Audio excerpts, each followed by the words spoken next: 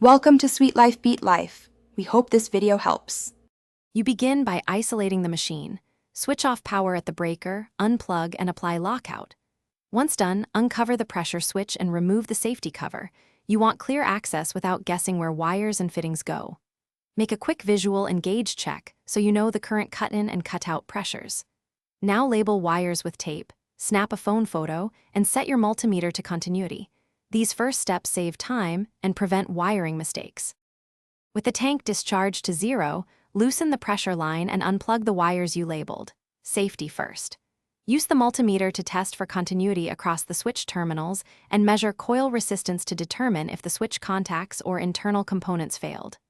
Once removed, inspect the spring, diaphragm, and fittings for corrosion or debris. A stuck port or broken spring explains many failures.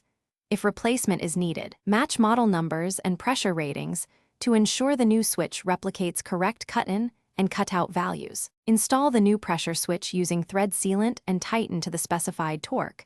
Avoid overstress. Reconnect each wire to its labeled terminal and replace the safety cover.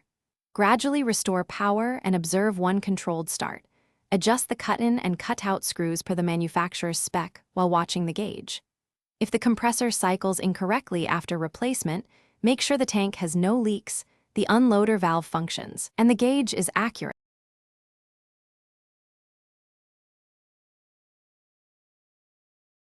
Thanks for watching. Consider subscribing if we helped you.